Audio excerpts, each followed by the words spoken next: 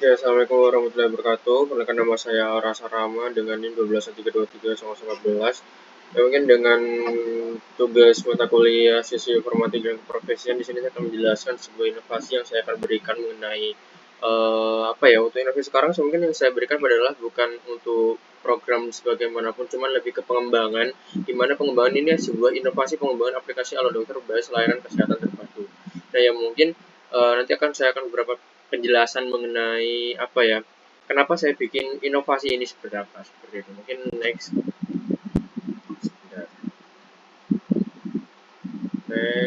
Oke.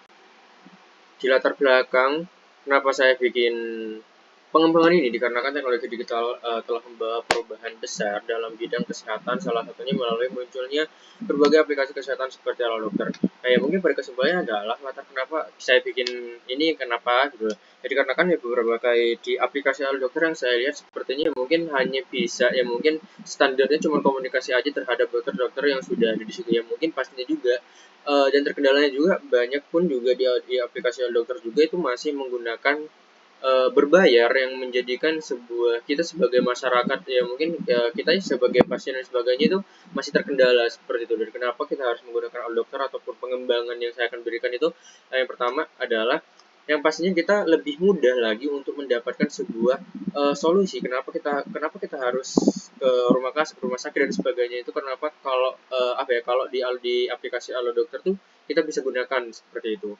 Ya mungkin nanti akan lebih jelasnya seperti apa, seperti fungsi-fungsinya dan manfaatnya mungkin nanti saya akan jelaskan seperti itu. Mungkin next. Nah, berikut adalah ada tujuan kenapa saya bikin ini. Ya mungkin seperti tadi yang sekilas-sekilasnya. Yang pertama, mengembangkan aplikasi Halo Dokter menjadi layanan kesehatan digital yang lebih lengkap dan efisien. Dan yang kedua, mempermudah masyarakat dalam mengakses konsultasi dokter, membeli obat, serta mendapatkan rekomendasi kesehatan lainnya jangan hanya dalam satu aplikasi. Dan yang ketiga, meningkatkan kesadaran masyarakat terhadap pentingnya pola hidup sehat melalui fitur olahraga dan makanan sehat. Dan yang keempat, ataupun yang terakhir, menyediakan layanan kesehatan berbasis lokasi yang memudahkan pengguna menemukan apotik layanan medis terdekat. Seperti itu. Oke, lanjut aja, next. Nah, di sini adalah pihak-pihak yang dibutuhkan. Yang pertama pastinya pasien ataupun kita sebagai pengguna, dan yang kedua itu ada dokter ataupun tenaga medis, dan yang ketiga apoteker, dan yang keempat tim IT-nya, dan yang kelima mitra apotek ataupun rumah sakit, dan yang keenam adalah tim ahli gizi dan kebugaran seperti itu. Mungkin ini akan beberapa saya jelaskan kembali mengenai pasien ataupun pengguna, yaitu sebagai penerima layanan kesehatan digital, dan yang kedua adalah dokter ataupun tenaga medis memberikan konsultasi ataupun diagnosis serta rekomendasi pengobatan. Jadi pada intinya nanti pasien dan dokter pasti berkesinambungan. Seperti yang ketiga adalah apoteker yang bekerja sama dalam sistem pembelian obat serta rekomendasi obat yang sesuai. Jadi pada intinya yang saya buatkan dalam inovasi ini bukan hanya sebagai apa, namun nanti bakal ada sebuah fitur yang dimana nanti apabila saya sakit A, nanti saya akan disarankan untuk mendapatkan obat apa-apa aja seperti itu gitu.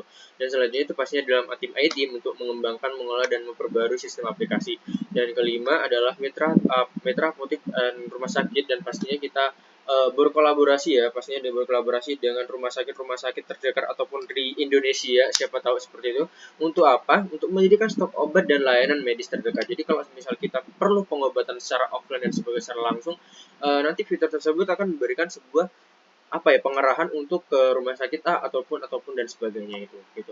Dan selanjutnya adalah yang terakhir tim ahli gizi dan kebugaran, sepertinya yang mungkin untuk menyusun rekomendasi makanan serta olahraga berdasarkan kondisi pengguna. Jadi kalau misalnya kita sakit A atau B dan sebagainya itu dalam inovasi ini akan memberikan sebuah rekomendasi makanan seperti makanan yang mungkin yang sesuai, yang baik untuk penyakit si ini seperti itu, dan olahraga sesuai kondisinya seperti apa gitu. Oke, next. Oke, selanjutnya itu adalah manfaat. Oke, kita kilas kembali mengenai manfaatnya. Yang pertama adalah memberikan layanan kesehatan yang lebih cepat ataupun efisien dan mudah diakses kapanpun dan dimanapun. Yang kedua, membantu pengguna mengenali gejala penyakit sejak dini melalui fitur cek penyakit online. Jadi kita selain bukan sepertinya kita bukan hanya sekedar kontak secara langsung untuk dokternya, melainkan kita bisa tahu untuk kita coba mungkin nanti kayak ada fitur kayak apa nih, penyakit apa sih yang aku alami, penyakit apa, seperti itu. Yang ketiga, mendorong gaya hidup sehat melalui rekomendasi olahraga dan makan bergizi. Dan selanjutnya, mempermudah pembelian obat dan pencarian apotek terdekat tanpa harus keluar rumah.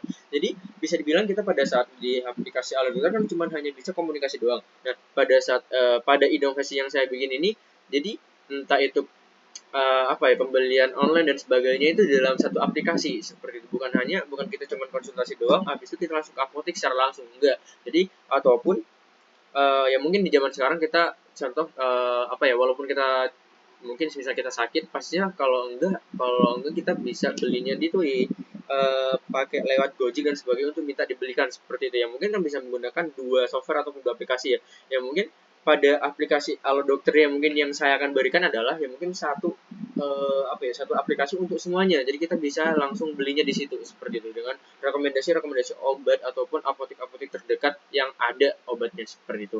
Dan yang selanjutnya adalah mengurangi antrian di rumah sakit karena sebagian kebutuhan medis dapat diselesaikan secara digital. Apa yang saya sudah sebutkan tadi ya mungkin bisa ya begitulah, bisa disampaikan seperti itu. Dan selanjutnya adalah kelebihan dan kekurangan, bisa dibilang dengan plus minusnya seperti apa sih gitu kan. Yang kelebihannya pertama adalah layanan kesehatan terintegrasi dalam satu aplikasi. Dan yang kedua, mudah, ya akses mudah dan cepat tanpa harus datang langsung ke fasilitas kesehatan. Dan yang ketiga, memberikan solusi lengkap mulai dari konsultasi hingga pembelian obat. Dan yang keempat, dan selanjutnya adalah dapat digunakan oleh berbagai kalangan masyarakat. Jadi untuk tua, muda dan sebagainya, mungkin aplikasinya mungkin UI/UX-nya nggak terlalu ribet ya, mungkin nggak terlalu model gimana. Intinya dia bisa baca dan sebagainya. Ini kita bikin aplikasi ini yang sangat mudah yang kita bisa gunakan dengan mungkin di kalangan orang-orang tua yang mungkin yang sudah tua itu bisa menggunakannya juga seperti itu. Dan untuk kekurangannya apa? Yang pertama adalah ketergantungan pada koneksi internet yang stabil. Dan yang kedua, kemungkinan salah diagnosis jika pengguna tidak menjelaskan gejala dengan lengkap. Dan yang ketiga, risiko privasi data kesehatan jika sistem keamanan belum optimal. Nah, tapi tenang aja, dengan hal tersebut saya akan memberikan solusi-solusinya. Seperti ini, mungkin solusinya sebagai berikut. Nah, pertama, pastinya semisal nanti nggak ada internet dan sebagainya, pastinya kita menyediakan mode offline terbatas untuk akses data umum seperti rekomendasi makanan dan olahraga seperti itu. Ya mungkin kita bakal semisal kita ada penyakit ini A, B, C dan sebagainya, itu rekomendasinya obat apa dan mungkin olahraganya seperti apa. Yang kedua adalah menggunakan algoritma AI untuk membasis analisis gejala sebelum konsultasi dokter. Dan selanjutnya adalah memperkuat sistem keamanan data dengan enkripsi dan autentikasi dua faktor. Dan selanjutnya adalah menyediakan pelatihan bagi tenaga medis agar lebih efektif dalam konsultasi daring. Seperti itu. Dan selanjutnya adalah kesimpulan. Kesimpulannya adalah pengembangan aplikasi dokter menjadi platform kesehatan digital terpadu dalam langkah strategis dalam menjawab kebutuhan masyarakat. Secara modern akan layanan kesehatan yang cepat, efisien, dan menyeluruh. Dengan mendapatkan fitur seperti cek penyakit online, rekomendasi olahraga dan makanan, pembelian obat langsung, serta peta apotek terdekat. Dan aplikasi ini dapat menjadi solusi inovatif dalam meningkatkan kualitas hidup masyarakat. Sehingga ya pastinya meskipun memiliki beberapa tantangan seperti privasi data dan keterbatasan teknologi, solusi yang tepat akan membuat aplikasi ini menjadi pionir dalam layanan kesehatan digital di Indonesia.